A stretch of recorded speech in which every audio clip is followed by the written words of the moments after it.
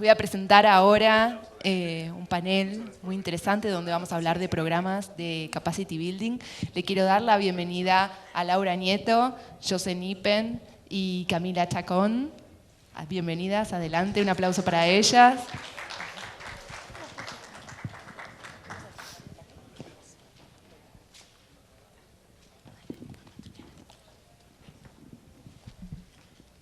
Muchas gracias por estar acá hoy. Contarles que desde hace algunos años, desde Wingu y Cubadili, acompañamos a Hispanics in Philanthropy en su programa de Capacity Building. Así que, ante todo, vamos a presentarnos quiénes estamos acá para darle forma a esta conversación que busca un poco compartir aprendizajes para el fortalecimiento de organizaciones sociales. Lau, ¿querés presentarte? Muchas gracias y muchas gracias por la invitación. Estos espacios son importantísimos para escucharnos entre todos. Yo formo parte de una asociación civil llamada Las Banders, LV Acompañamiento y Arte por los Derechos de las Mujeres, y nos dedicamos a dar acompañamiento integral tanto a mujeres como a personas LGBT y sus vínculos que se encuentran en situación de movilidad y pasan por México. Muchas gracias, Lau. José, ¿querés presentarte?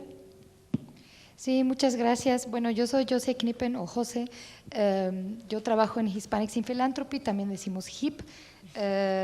Bueno, HIP es una organización basada principalmente en Estados Unidos, pero desde 2006 también con oficina en México, que cubra algunas actividades de América Latina, y ahí está también basada el programa de migración del que formo parte. Mi rol en HIP soy la gerente del programa de migración y desplazamiento forzado, donde colaboramos con muchas organizaciones, entre ellas las Banders.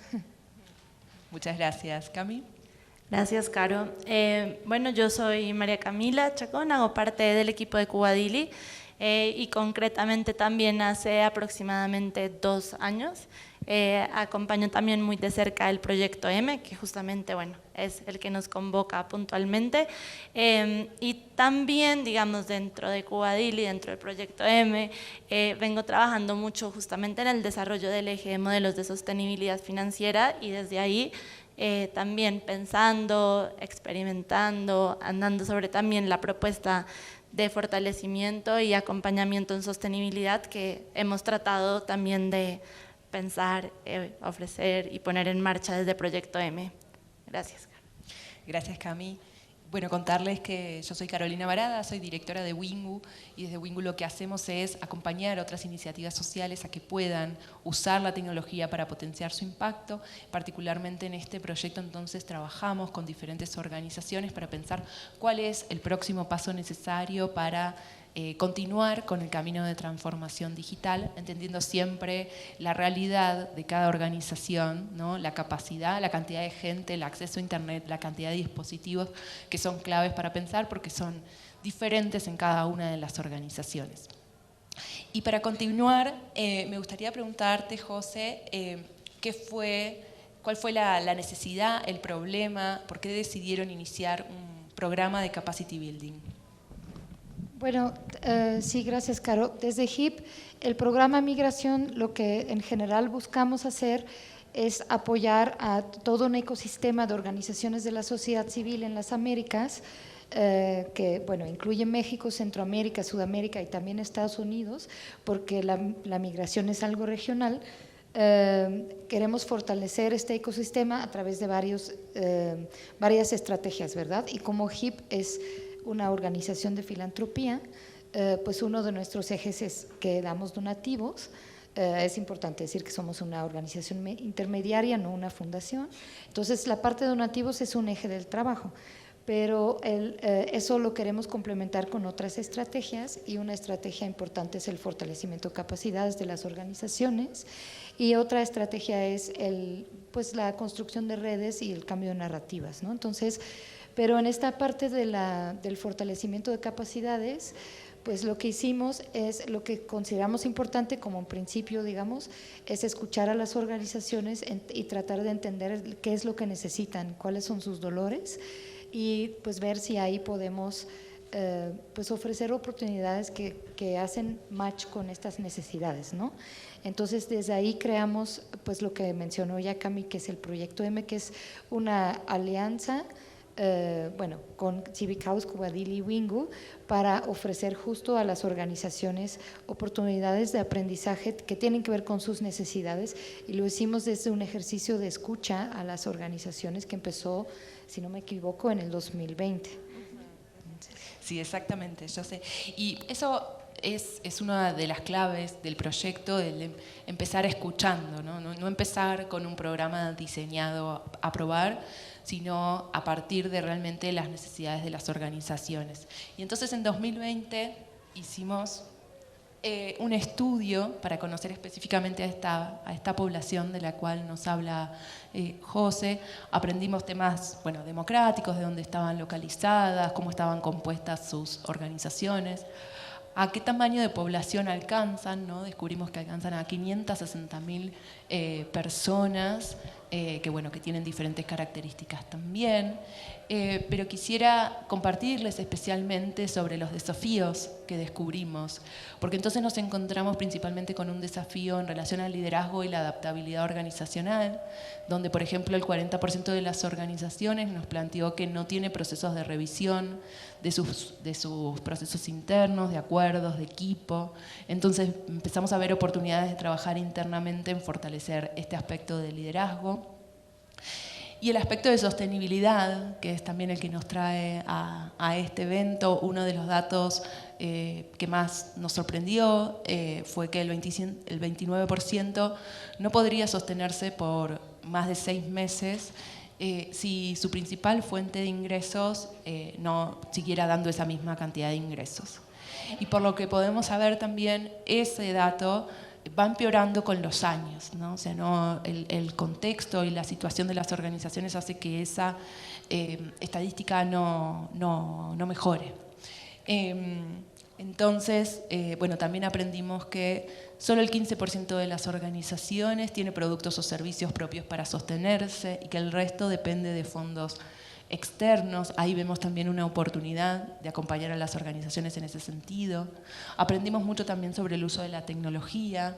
El 37% de las organizaciones almacena sus datos en planillas. Eso es una oportunidad también para mejorar dentro de la gestión de las organizaciones. Aprendimos que el 70% no conoce plataformas de colaboración. Les recuerdo este estudio lo hicimos en 2020, donde no podíamos encontrarnos en persona, ¿no? Entonces este tipo de plataformas eran realmente muy importantes. Y el 30% no utiliza los datos que tiene para realizar acciones.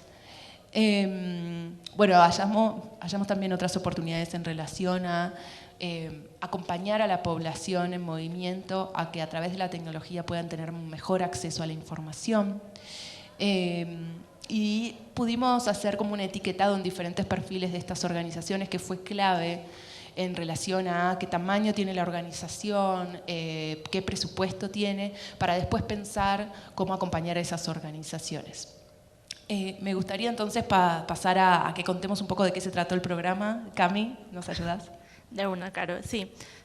Perdón, me voy a levantar porque siento que ya es tarde y como que hay que ponerle energía. Pero bueno, como comentaba José, básicamente el Proyecto M empieza a finales del 2020, estábamos atravesando la pandemia y surge esta necesidad de relevar cuáles eran las necesidades más apremiantes que las organizaciones tenían en ese momento. Hicimos este diagnóstico, ese diagnóstico se sigue actualizando constantemente, digamos, no solo a través de como instrumentos formales, si quisiéramos llamarlo así, de diagnóstico, sino a través de conversaciones constantes con las organizaciones. Pero bueno, básicamente lo que diseñamos fue 3 caminos, si se quiere, que componen Proyecto M.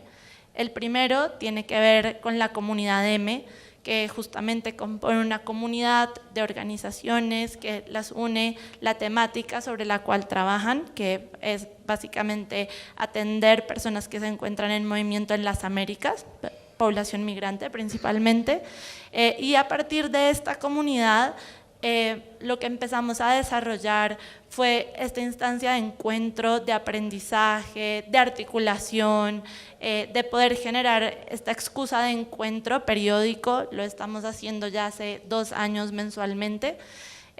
Bueno, la segunda iniciativa fue concretamente Conectando Caminos. Iniciamos el año pasado con 10 organizaciones haciendo parte de un programa de mentorías en 3 ejes principales de transformación. El primero es adaptabilidad organizacional, el segundo, sostenibilidad financiera, y el tercero, transformación digital.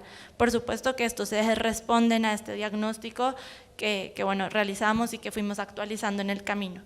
Y la última herramienta o camino también de aprendizaje es el Knowledge Path, que básicamente es una herramienta de aprendizaje en que cada organización puede tomar sus propios caminos, que también tiene en cuenta estos 3 ejes temáticos que les mencionaba anteriormente, pero que justamente el año pasado tuvimos como pues gran novedad de hito de celebración que lanzamos el 4.º camino de aprendizaje, el cual surgió de una necesidad y una conversación que se dio dentro de la comunidad M.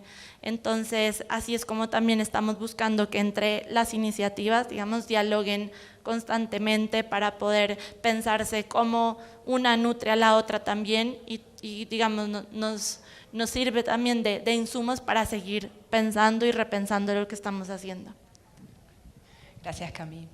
Y para continuar un poco, queríamos contarles, este programa tiene varios años ya, cuáles son un poco nuestros aprendizajes, porque creemos que a partir de ahí también se puede seguir construyendo, no cometer los mismos errores siempre.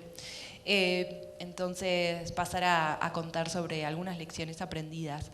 Pero antes que nada, me gustaría pasarte la palabra, Laura, para que nos cuentes un poco qué se entiende por sostenibilidad desde las organizaciones feministas que acompañan a población migrante.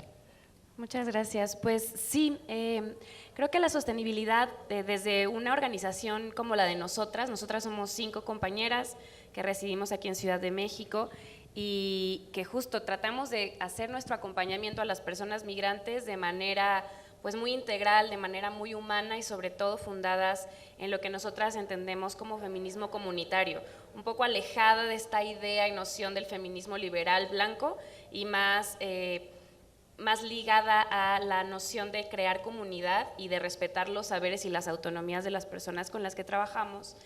Y en ese sentido, justo entendemos a esta sostenibilidad más allá de lo financiero. ¿Por qué? Porque efectivamente nuestra organización es, como ya lo comentabas tú hace un rato, pues no puede vender servicios. ¿Por qué? Porque los servicios que nosotras brindamos son a personas sumamente vulnerables, es decir, a mujeres y personas LGBT y sus vínculos que vienen en una situación de precariedad enorme, que necesitan, pues la verdad, toda la ayuda posible para lograr llevar a cabo el trayecto que deciden tener en la vida para dignificar su vida. Entonces, justo por esto no es como una idea empresarial la que nosotras buscamos dentro de nuestra organización, sino una cuestión mucho más comunitaria. Y en ese sentido es como entendemos esta sostenibilidad, ¿no? En realidad, la organización, si nada más nos basáramos en la cuestión financiera, pues no nos sostendríamos. En realidad, nosotras estamos sosteniéndonos porque anteponemos el valor de uso al valor de cambio, es decir, anteponemos nuestra humanidad y nuestros valores fundamentales para acompañar a estas personas, ¿no? En realidad podríamos tener otro tipo de trabajos con mucho mejores salarios, con prestaciones. Sin embargo, pues las compañeras que estamos reunidas en las Vanders, pues sí entendemos también nuestra propia vida y nuestra libertad en función de las demás personas, ¿no? Si alguien no es libre, si alguien está detenido, nosotras no vamos a ser completamente libres ni felices, ¿no? Sabiendo que hay tanta desigualdad y tanta tristeza por tantas injusticias en el mundo. Entonces creo que eso es desde el feminismo comunitario la verdadera sostenibilidad, ¿no? Porque efectivamente tenemos algunos fondos que son a partir de ellos que podemos tener algunos salarios y algunas retribuciones económicas. Sin embargo, es más allá de eso lo que lo que nosotras postulamos, ¿no? Tampoco es para romantizar el activismo y creo que tampoco se tiene que romantizar ese trabajo porque es un trabajo pues sumamente importante y que es necesario y que de hecho el Estado debería de brindarlo o instituciones como ACNUR, instituciones internacionales deberían de estar ahí en la primera línea de acción. Sin embargo, sabemos que esto muchas veces no es así y por eso es necesario que existan este tipo de organizaciones que aunque somos pequeñas y estamos precarizadas en ese sentido, pues tenemos que continuar con esa lucha, ¿no? No romantizándolo, qué bueno que existan fondos y ojalá que esos fondos flexibles sean cada vez más para este tipo de organizaciones. Sin embargo, bueno, vamos a continuar con esa lucha independientemente de la cuestión financiera. Súper interesante y para pensar y reflexionar. Me gustaría, Lau, volver a pasarte la palabra para preguntarte, entonces, en el marco de este proyecto, ¿cuáles son las sugerencias, ¿no? Digamos, desde las Banders a organizaciones que fondean? O sea, ¿qué realmente, en el caso de ustedes, las ayuda a poder fortalecerse? Sí, pues es una muy buena pregunta. Creo que en nuestro caso, el hecho de que existan organizaciones que fondean a este tipo de asociaciones como HIP, como Fondos Semillas, que son bastante flexibles, ¿no? Es decir, no necesitamos tener un proyecto totalmente sustentado y determinado peso por peso, sino que se puede ir llevando de un lado a otro justo en función de las necesidades de la población que acompañamos, sobre todo, y que también pueden funcionar para los salarios de las personas que ahí trabajamos. Entonces, eso en principio es fundamental, la flexibilidad de los fondos.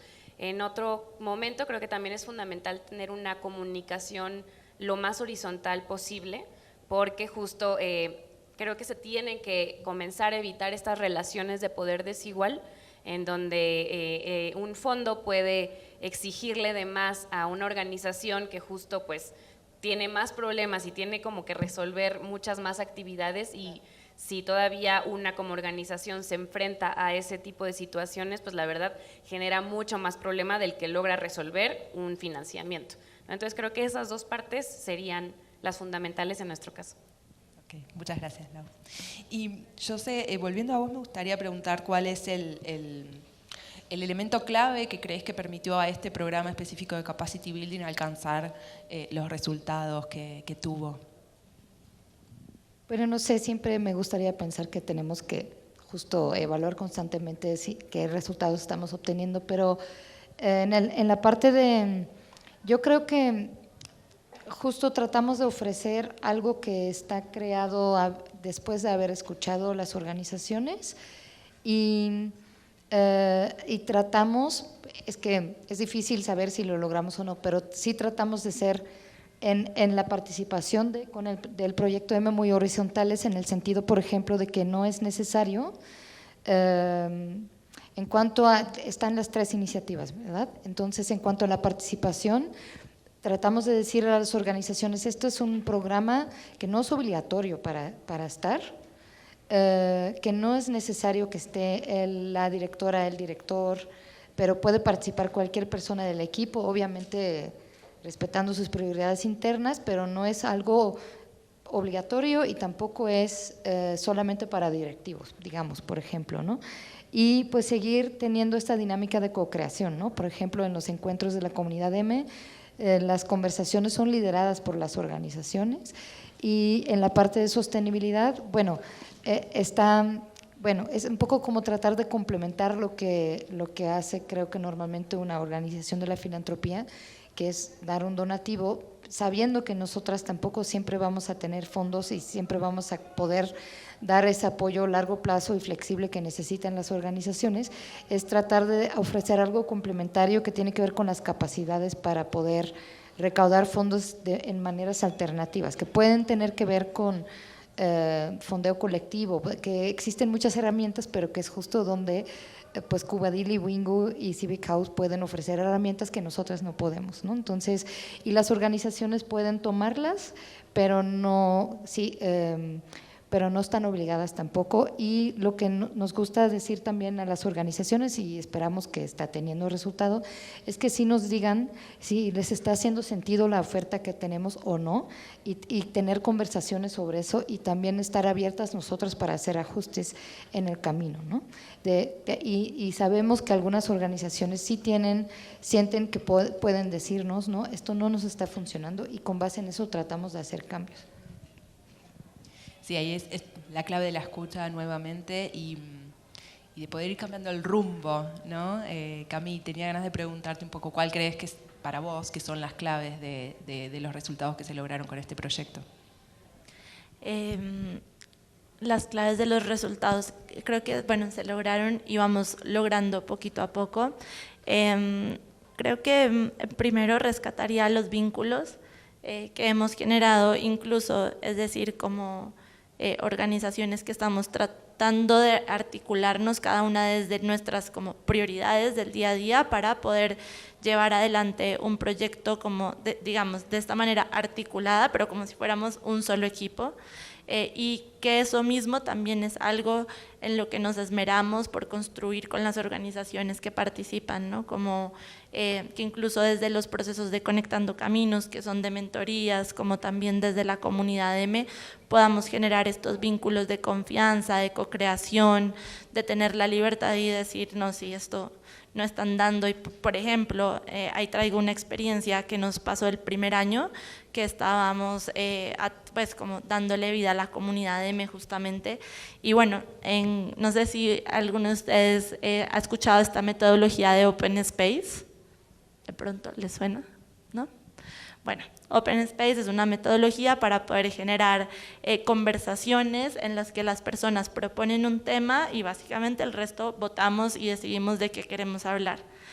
A nosotras nos parecía eso súper innovador y además creíamos que era una manera de que las organizaciones fueran quienes dieran vida a la agenda realmente y a las conversaciones. Y lo que nos pasó es que como era algo tan diferente a lo que usualmente se propone, la mayoría de personas, bueno, básicamente asistían muy poquitas. Entonces después nos empezamos a preguntar qué está pasando. Y la respuesta que encontramos detrás fue, no tengo claridad de para qué me estoy conectando, de qué vamos a hablar, es un encuentro de café, no entiendo esto de que uno se conecta y vota, pero ajá.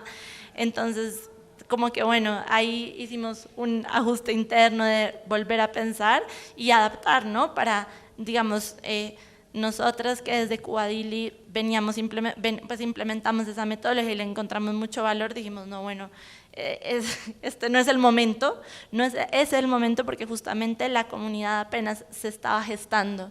Entonces, por ejemplo, en este caso lo que hicimos fue adaptar también la metodología en la que las organizaciones tenían una oportunidad de compartir temas de los que quisieran conversar en las siguientes y organizábamos o proponíamos los temas de, digamos, 3, es lo que estamos haciendo hoy en día, de 3 sesiones para adelante y así entre ellas también podían hablar, decir, ah, mira qué bueno, participemos en esta sesión, complementemos con la visión que tú tienes, no sé, desde Guatemala, yo desde México sobre esta temática. Bueno, creo que eso, darnos la posibilidad incluso de escuchar en el camino y decir, no estamos caminando por donde es, ajustemos. Sí, ahí hay una clave, sin duda lo decía Lau también antes, de realmente cambiar la estrategia si es necesario, entender que sí, que nos podíamos equivocar al principio con cómo lo diseñamos, lo más rápido que podamos hacer una escucha activa y cambiar y probar algo que realmente funcione. Creo que es un aprendizaje no solo para este proyecto, sino para la vida entera, ¿no es cierto? Muy bien. No sé si a alguna le gustaría agregar algo más, si no, les voy a hacer una propuesta. Pero antes, ¿el público tiene alguna pregunta? ¿Algo que quiera aprovechar este momento para compartir? Sí, hola. Nosotros somos un emprendimiento de impacto social con base tecnológica. Somos Socialtech México. Nosotros desarrollamos maquinaria y herramienta agrícola para las culturas originarias dedicadas al café. Entonces, unas cosas que nos complican mucho es el manejo con los stakeholders. Y en los stakeholders es tener excelente relación con el posible inversionista. En realidad muchas veces vemos que como ¿cómo decirlo? Se hace mucho del rogar. Entonces, mientras que eso pasa, ya se nos está pasando el ciclo agrícola y ya la comunidad está perdiendo credibilidad en nosotros, que si realmente vamos a ir o no vamos a ir, ¿no? Pero están muy entusiasmados y siguen guardando las cosas. Entonces, en esta línea con el inversionista, ¿cuál sería, desde su punto de vista, la línea más eficaz para que el emprendedor y el inversionista puedan tener ese match point y esa relación cercana? Porque es cansado estar casi siguiéndolos como a la novia, o incluso un poquito más, ¿no? Incluso a la novia le digo, ven, acompáñame, y no quiere ir, ¿no? O sea, así, porque de plano como que dices que te pones de apechito, ¿no? O sea, te pones muy a modo. Digo, pero es que de ahí es donde sale todo lo que hacemos, ¿no? Entonces, nada más esa es la duda. Gracias. Te escuchaba y decía, bueno, la receta perfecta, como difícil definirla, pero sí creo que hay como una cuestión que es fundamental, sobre todo para andar en el camino y tener esta capacidad de decir, nos estamos equivocando, hagamos ese match y entendámonos, y tiene que ver justamente como con el inicio del proyecto. No sé, mi abuelo siempre me decía como, María Camila, lo que empieza mal, termina mal. ¿Sí? Entonces, como en ese mismo sentido, no es que empiece mal, es que creo que justamente tener esa capacidad de co-crear esa visión de éxito, de poder definir y tener conversaciones muy reales de entrada de estas son las expectativas que tenemos, esto estoy dispuesto, digamos, a arriesgar y esto no, y desde ahí entender también qué es lo que cada parte puede poner a disposición, ayuda también a que el camino sea menos doloroso para las partes que están en medio, ¿no? Y creo que ese también fue un gran aprendizaje que tuvimos al inicio del proyecto M, y que además lo renovamos, como, digamos, así como hablas de una relación amorosa y demás, así como lo podríamos hacer también de esa manera, como con amigos, con familia, digo, son vínculos en definitiva, y lo que también hemos tratado de hacer es cada año como actualizar eso, ¿no? Como qué es lo que esperamos que pase este año, qué es eso que wow, nos volaría la cabeza, con qué estaríamos felices, pues quizás no tan emocionadas, pero felices, y que sí no estaríamos dispuestos a asumir, ¿no? Y creo que en ese sentido caminar se vuelve más, no sé si sencillo, pero más agradable. Más orgánico, ¿no? Más, sí. Más integridad. En este feature estuvimos hablando mucho de modelos alternativos de sostenibilidad, o sea, de pensarlo de otra manera, de salirnos de esas relaciones que vemos que no funcionan y dedicar todo tiempo nuestro esfuerzo a pensar otra forma de financiarnos. No sabemos cuál es, pero que nuestra energía vaya hacia ahí, hacia algo nuevo. Quedaron un montón de charlas grabadas con ideas de cosas que están haciendo otras organizaciones, de salir de ahí, o sea, eso no funciona, vamos para otro lado.